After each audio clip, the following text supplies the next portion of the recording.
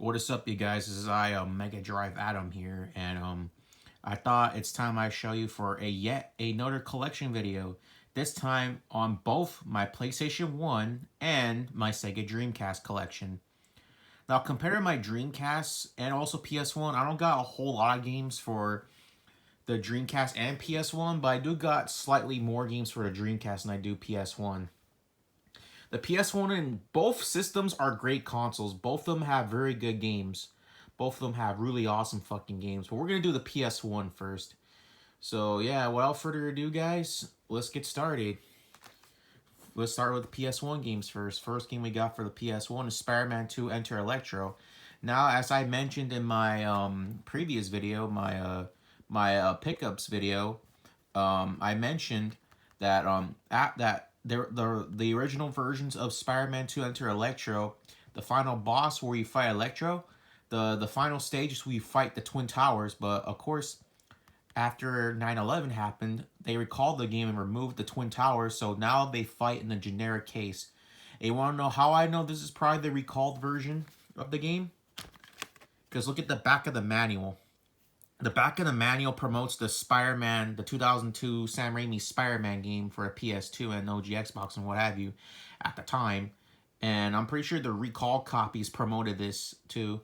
Well, the original ones, I don't know what the original ones had right here, but that's how I think this is the recall version of Spider-Man 2 Enter Electro. I mean, it's alright. Not as good as the first game, I don't think, but it's still pretty good. I got stuck on that Hammerhead boss fight, so I have not been able to beat him, but you know, yeah, Spider-Man 2, Enter Electro, and the original Spider-Man from 2000, Spider-Man 2000.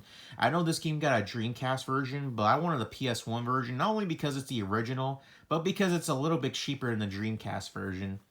But believe me, I know the Dreamcast version has nicer visuals compared to the PS1 one. I still recommend this one more because it's a lot cheaper, and it's the original, of course. But this is a good game, actually. I know not a lot of people are going to like it nowadays because it kind of aged a little bit. I mean, come on, this game is almost 20 years old. I think this is already a 20-year-old game. But from what I played, it's actually pretty good. If you're a Spider-Man fan, get this game. A very good game. And then we got Parasite Eve, which I have still yet to play this game. I heard so many good things about Parasite Eve. I got this for 25 bucks.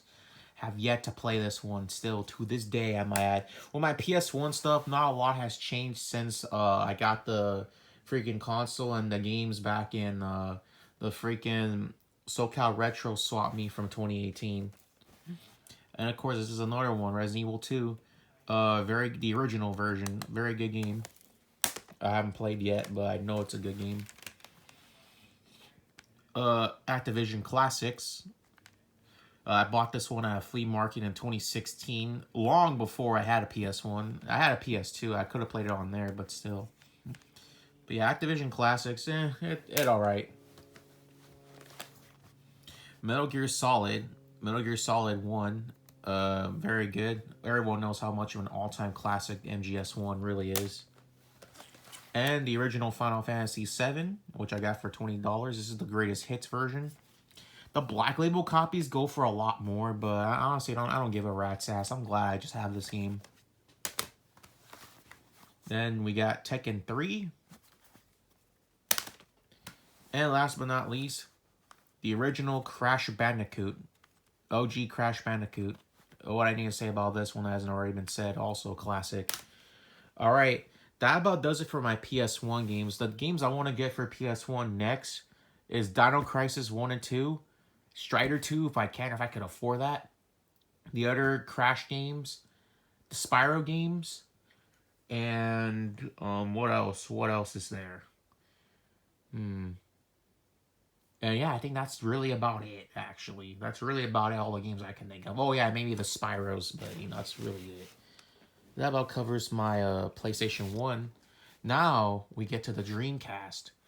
Now, let's get this out of the way first. This is the cheats and code, which if you saw my import video, I actually used this to play my only import for the Dreamcast that I bought recently. So, yeah, the cheats and codes, volume 1. If you want to play import games on your Dreamcast tonight, you have to buy this first. personally, without region modding your system, of course. Now we get to the actual games. First game we got for Dreamcast is Sonic Adventure 1. What I gotta say, this is a great game. This was a pretty decent launch title at the time when it came out for the system. But I will admit this game probably has aged really badly in terms of voice acting and even controls. But it's still an alright game just for the fact that this was a launch title for the Dreamcast. I like this one. I like Sonic Adventure, really. I do. I do. I know it has its issues, but despite that, I don't think it's a bad game. So, yeah, Sonic Adventure 1, good game, but that's not my favorite of the bunch. This is my favorite right here. Sonic Adventure 2. All I need to say about Sonic Adventure 2, man, it hasn't already been said, is this is such a good game, man. I know this came out at a really bad time for Sega because just a few months before this game was released, Sega announced to the world that they are no longer going to be a part of the console market, and still to this day they're still a software manufacturer, despite multiple rumors that they're coming back in the console market with a Dreamcast 2. I always never believed those rumors. I thought those rumors were always bullshit, but yeah, Sonic Adventure 2 is a great game. I like this better than the first game, so yeah, such a classic, Sonic Adventure 2. Next one up we got is, of course, one of the most legendary fighting games for the Dreamcast, Soul Calibur 1. I bought this last year for $30, and this was $30 well spent, motherfucker. $30 well spent. This was one of my favorite Dreamcast games, my Dreamcast fighting games. But it's not like my first favorite. That's gonna come up later. But this is my second favorite fighter on the Dreamcast. Oh my gosh, you need to play this game, man. If you have a Dreamcast and you're a Soul Calibur fan, what are you waiting for? Go get this game. It's worth the money. Honestly, in my opinion, it's worth the fucking money. And of course, we got Dead or Alive 2. Like I said before in my pickup video as well, I'm more familiar with the PlayStation 2 version because I had that version a lot longer than this one. But no matter what version you get, this is gonna be a good game. I wanted to get the Dreamcast version because it's the original home port of it. So yeah, this is such a great game, great fighter. I highly recommend playing that. Then next one we got is Dynamite Cop. Unfortunately, this game does not work on my Dreamcast because look at the disc. I'll show you the disc. I know you might not think that, oh, it looks bad, but look at this. Let me put it in direct sunlight. Look at this shit. Look at this fucking shit. Even my Dreamcast can't read it because of all the scratches I have on there, man. So I might have to either A, buy another copy, or B, just burn the disc. I might just buy another copy, though, because I don't really want to burn this game. If I'm going to really get this game, like, own another copy, I'm going to buy another copy. I'm not going to burn it, though. But there are some Dreamcast games I do want to burn, though, because, you know, Dreamcast is very expensive to get games for, like the Sega Saturn and what have you. So, yeah, but Dynamite Cop, here's so many good things about it, so I will buy another copy at some point, maybe next month. Next one we got is House of the Dead 2. This was a pickup I got last month. I got it for like $23, and this is a pretty good railgun game. Only thing is I need to get the gun con for my Dreamcast. I need to get the railgun for my Dreamcast. So this is such another great, like, shooter, like, on-rail shooter for the system. House of the Dead 2 is pretty good. Then we got Crazy Taxi. Crazy Taxi, very good game. Sorry for the long pause, guys. My uncle was talking about something, but anyway, Crazy Taxi. What I need to say about this one hasn't already been said.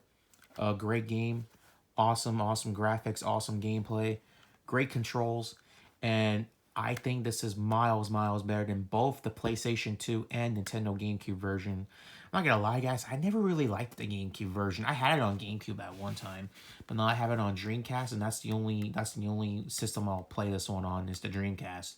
Best home version of this game, by far, in my opinion. Oh, then we get to the Power Stone games. Next one we got is Power Stone 1. Now, I'm not gonna lie, guys. Long before I knew about this game, I actually knew about the anime first before I knew about the Dreamcast game. I've rewatched some episodes of the anime recently, and I'm not gonna lie, especially the English dub version. Oh my gosh, the Power Stone anime, it kind of sucks in my opinion. I don't like that anime, but the games I really enjoy a lot. I actually got this last year for like $75 at Frankensons, and all I gotta say, man, is wow, just wow, man. Good game, but still not my favorite. Yeah. Power Stone 1's a good game, but Power Stone 2, yes, I own Power Stone 2, motherfuckers. Power Stone 2 is my favorite one of the bunch. As you can see, I paid like $100 for it. Because let me tell you something, man. I am so glad I have this game because this game is not cheap. This is not a very cheap game, but I am so happy to have it, man. Such a great sequel, man. I highly recommend you play it. Like burn it or whatever. Do whatever you have to do. Just play it. Then next we got is my only Japanese system I own for the Dreamcast. My only Japanese game I own for the Dreamcast. And that is Millennium Soldier Expendable, or just Expendable as it's called over here in America and Japan. I got the Japanese version because I thought this was the cheaper one. But no, the American version is just as cheap too. And I'm actually kind of glad I actually have a Japanese one. I gotta get more Japanese Dreamcast games too, like Shenmue 2, Capcom vs SNK 2, and of course Igaruga. I want to get those games on my Dreamcast, the Japanese versions. But all I will say about Expendable is that it's an okay game. It's not my favorite. I know Metal Jesus Rocks likes this game, but I honestly couldn't really get into it a whole lot. It's a fun game, don't get me wrong. It's a fun game. I just couldn't get into it a whole lot because, I don't know, it's just a little too clunky for me, for my taste, for my liking. But it's an alright game. Next one we got is Virtual Fighter 3 TB. What do I need to say about this one that hasn't already been said? This is such a good game. Really good game. I know people think this is the black sheep of the series because it's not as good as, like, let's say the first and the second games, but I still like this one a lot. And TB is actually an update to the original Virtual Fighter 3. The arcade version of TB, the arcade version of TB came out in 1997, and then the Dreamcast version came out in 99. So, yeah. All I gotta say, it's a good game. I'm surprised I did not get a copyright strike on my videos because I uploaded the other two, the two of the last remaining 10 episodes of the anime, because that's done by TMS and Sega. Then we're only down to a couple more games left. Next one up is, and I'm not gonna lie, guys, I don't like this game. Mac and X, I played a little bit of it. It's too fucking clunky, man. This game has to be one of the worst games I ever played in my entire life. I know some of you guys like this game, but I'm not gonna lie. I honestly think this game is fucking horrible. So Mac and X, fuck that game. Now here is my prized possession of my Dreamcast collection. And I am so glad I got this game because this game is very, very expensive. But I am so glad I got it for the price that I did get it for last year. And that so happens to be this masterpiece. Marvel vs. Capcom 2. Oh my gosh, man. What do I have to say about this game that hasn't already been said? Oh, I am so happy I have this game because if I didn't have this, I would have imported my copy a long time ago. This is my favorite fighting game on the Dreamcast of all time. I fucking love this game so much. Marvel vs. Capcom 2 improves a lot that the first one did, but even better. And not to mention, we went from like 36 to 56 in here. Or I think we did in no wait. I forgot how many characters there was in the original Marvel vs. Capcom, but I know this one for sure has 56 characters.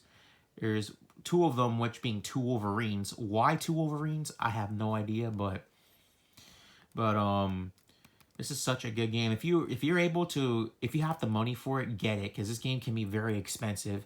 As you can see, I got my copy, if I can focus here. I got my copy for $40 fucking dollars. $40 last year. That is a steal, because that game is not cheap most of the time. So I am so happy I got it for that price, man. It's not even funny. So yeah, Marvel vs. Capcom 2 is a good game. Next thing we got is, of course, Jet Grind Radio. This was a good game, otherwise known as Jet Set Radio elsewhere. This game is actually very good. A little bit on the clunky side, but I can understand why people like it. I thought this was a pretty decent game. So, Jet Grind Radio, pretty awesome. Yeah, I know there was a sequel on the OG Xbox called Jet Set Radio Future. I have played it on. I actually have played that game like years ago. I was in like middle school when I first played it. But yeah, Jet Grind Radio. What I need to say, very good. And last but not least is of course Shenmue. Shenmue. One of the most ambitious Dreamcast games and one of the most expensive Dreamcast games of all time. At the time that this game came out, I guess it was kind of bad because the PlayStation 2 had already been released by that time. And most people were already focusing on the PlayStation 2. And I can kind of see why this game didn't do so well, didn't sell very well. But if you're a fan of like open world kind of games, then probably I can understand why not a lot of people like this one nowadays. But despite that, I think this is a pretty good game. For one of the most ambitious Dreamcast titles of all time. I still need to get part 2 though. I want to get I think I might just end up buying the Japanese version of that game. And I have the cheats and codes disc now, so I should be able to play it just fine. And just like that, you guys, that about covers both my Sega Dreamcast and my PlayStation 1 collection. Now, like I said, I want to get Ikaruga, Capcom vs SNK2, Shenmue 2, on Dreamcast, the Japanese versions, as well as maybe a couple others. Like the one game I want to get for my Dreamcast 2 is this one called Project Justice. That game is very expensive and pretty hard to come by, especially on eBay of all places. But yeah, but anyway, you guys, this is my entire collection, man. I don't have a whole lot of both systems. I don't have a whole lot of games on both systems, but if you do give either of these systems a chance, they are great. Anyway, guys, this has been Mega Drive Adam here, signing out. Peace, everyone.